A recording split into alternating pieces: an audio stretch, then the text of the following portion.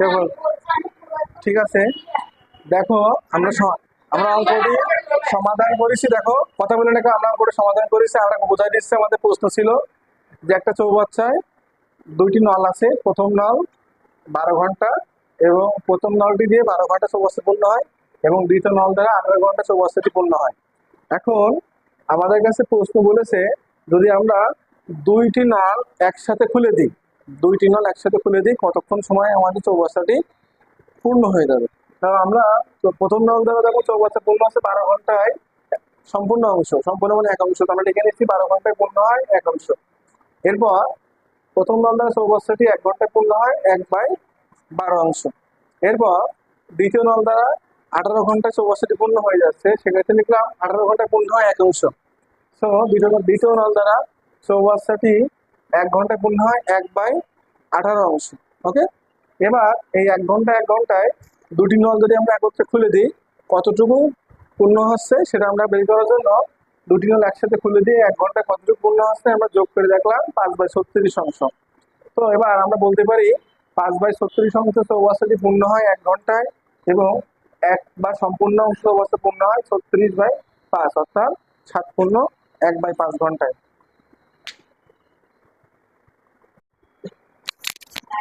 তো ছোট সোনামণিরা, তোমরা আরেকটা অঙ্ক দেখো। আমাদের একটা প্রশ্নে বলেছে, দাঁড় বেয়ে একটা নৌকা স্রোতের অনুকূলে 15 মিনিটে 3 কিলোমিটার, এবং স্রোতের প্রতিকূলে তোমার 15 মিনিটে 1 কিলোমিটার পথ অতিক্রম করে। স্থির পানিতে নৌকার বেগ ও স্রোতের পানিতে নৌকার বেগ কত হবে? তোমরা জানো যে স্রোতের যখন অনুকূলে নৌকা চলে, সেক্ষেত্রে নৌকার বেগ হয় স্থির পানিতে নৌকার বেগ প্লাস স্রোতের বেগ। আর যখন স্রোতের প্রতিকূলে থাকে নৌকা, তখন নৌকার বেগ হবে স্থির পানিতে বেগ মাইনাস স্রোতের বেগ। তাহলে এখান থেকে আমরা অবশ্যই অনুকূলে এবং প্রতিকূলে বেগ পেয়ে যাবো, তাই না? দেখো, আমাদের প্রশ্ন হচ্ছে স্রোতের অনুকূলে 15 মিনিটে 3 কিলোমিটার যাচ্ছে, তাহলে এখান থেকে আমরা সময় পাইছি এবং দূরত্ব পাইছি। যদি দূরত্বকে আমরা সময়তে ভাগ করি, তাহলে সেক্ষেত্রে আমরা বেগ পেয়ে যাই। তো স্রোতের অনুকূলে বেগ বের করতে পারবো, এবং স্রোতের প্রতিকূলে আমাদের 15 মিনিট 1 কিলোমিটার, সেক্ষেত্রে আমাদের সরণ এবং মানে দূরত্ব আর আমাদের সময় দিয়ে দিয়েছে। তো সরণ বা দূরত্বকে যদি আমরা সময়তে ভাগ করি, সেক্ষেত্রে আমরা বেগ পেয়ে যাব।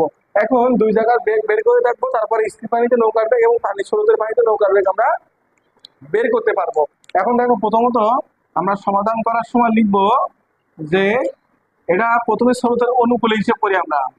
আমার সাথে সাথে তোমরা লিখো, স্রোতের অনুকূলে হিসেব করার সময় অনুকূলে আমাদের বলা হচ্ছে নৌকাটি 15 মিনিটে 3 কিলোমিটার যায়, অর্থাৎ বেগ সমান সমান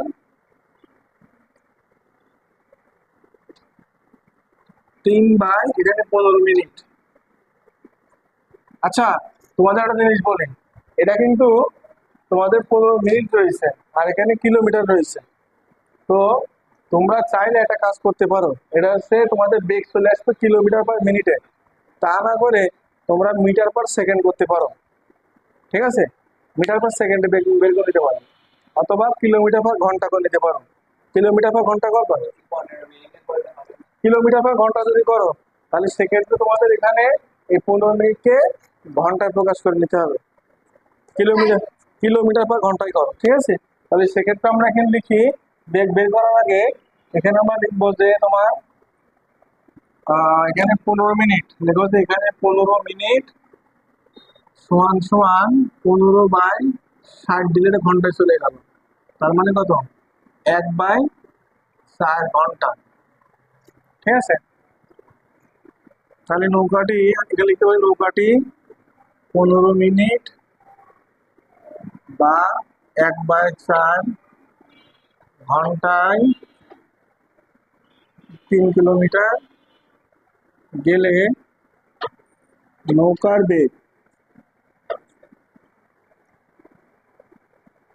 সমান সমান 3/1/4 বা 12 কিলোমিটার। ঠিক আছে, এটা স্রোতের অনুকূলে বের করলাম আমরা। এবার স্রোতের প্রতিকূলে হিসেব করবো। খেয়াল করো, স্রোতের প্রতিকূলে যখন আমরা করবো তখন নৌকাটি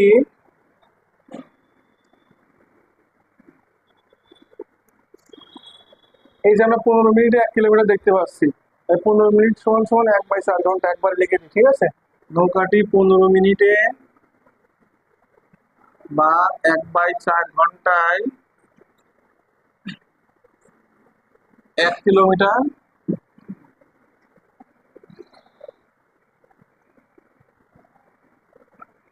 মিটার গেলে নৌকার বেগ সমান সমান 1/4 বা 4 কিলোমিটার/ঘন্টা। এখন দেখো আমরা স্রোতের অনুকূলে নৌকার বেগ দেখতে পারলাম 12 কিলোমিটার, আর স্রোতের প্রতিকূলে পেয়েছি আমরা তোমার 4 কিলোমিটার।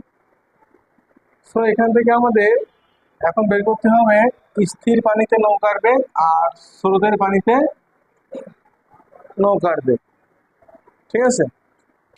স্থির পানিতে নৌকার বেগ বের করার জন্য এখন আমরা এখানে লিখে নেব একটা ইকুয়েশন। আমরা জানি স্রোতের অনুকূলে নৌকার বেগ সমান সমান স্থির পানিতে নৌকার বেগ প্লাস স্রোতের বেগ, আর স্রোতের প্রতিকূলে নৌকার বেগ সমান সমান স্থির পানিতে নৌকার বেগ বিয়োগ স্রোতের বেগ। এখন এই ইকুয়েশনটার নাম দিলাম আমরা 1 নাম্বার, এটার নাম দিলাম আমরা 2 নাম্বার। যদি 1 ও 2 নাম্বার ইকুয়েশন আমরা যোগ করি, 1 ও 2 নাম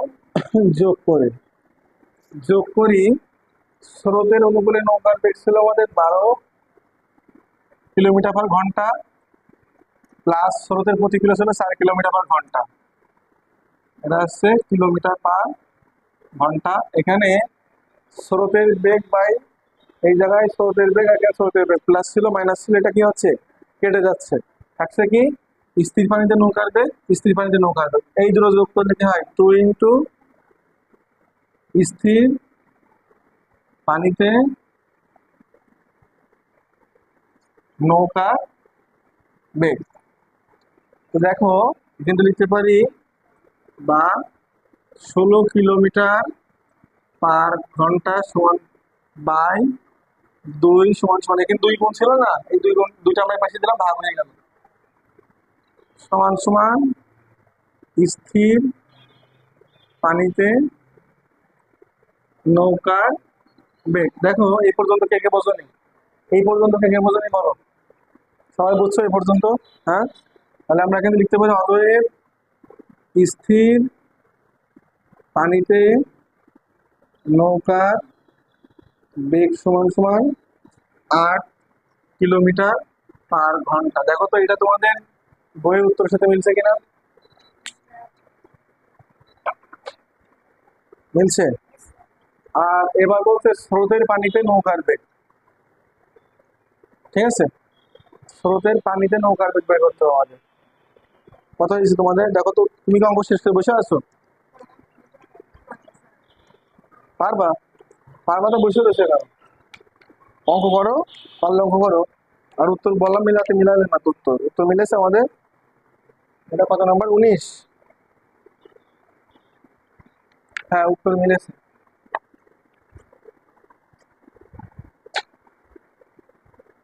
এখন দেখো আমাদের স্রোতের পানিতে নৌকার বেগ কত ছিল, বা স্রোতে পানিতে নৌকার বেগ কি ছিল। এখন সেক্ষেত্রে আমরা বের করবো কি, যে তোমার এই যে লাইনটাই স্রোতের প্রতিকূলে নৌকার বেগ আমাদের কত পেয়েছি আমরা, বলো? 4 কিলোমিটার পেয়েছি না? আর স্থির পানিতে নৌকার বেগ কত পেয়েছি আমরা? 8 কিলোমিটার।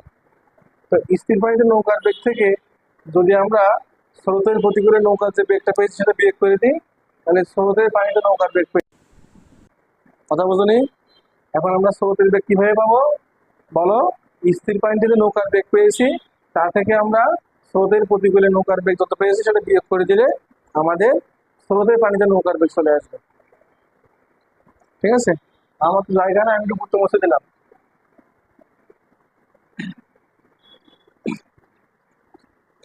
আজকে বোর্ডে এরকম ডিস্টার্ব দিচ্ছে, এটা খুবই একটা জঘন্য অবস্থা। সমস্যা নেই, চলছে না? আচ্ছা, এবার দেখো স্রোতের পানিতে নৌকার বেগ, এটা সমান সমান আমরা কি লিখবো? যে স্থির পানিতে, হ্যাঁ, স্থির পানিতে নৌকার বেগ মাইনাস, হ্যাঁ, স্থির পানিতে নৌকার বেগ মাইনাস, এখান থেকে আমরা স্রোতের প্রতিকূলে নৌকার বেগটা বিয়োগ দেবো। স্রোতের প্রতিকূলে নৌকার বেগ বিয়োগ দেবো, অর্থাৎ স্থির পানিতে নৌকার বেগ পেয়েছি আমরা 8 কিলোমিটার/ঘন্টা, আর স্রোতের প্রতিকূলে হচ্ছে 4, লিখবো বা 4 কিলোমিটার/ঘন্টা। এটা স্রোতের পানিতে নৌকার বেগ। ঠিক আছে? যখন স্রোতরত অবস্থা থাকবে পানিতে নৌকা, স্রোতের সাথে যখন প্রতিকূলে যাচ্ছে তখন স্রোতের পানিতে তার বেগ কত থাকবে? স্রোতের পানিতে বেগ থাকবে 4 কিলোমিটার/ঘন্টা। ওকে, তাহলে এই পর্যন্ত সকলে বুঝছো?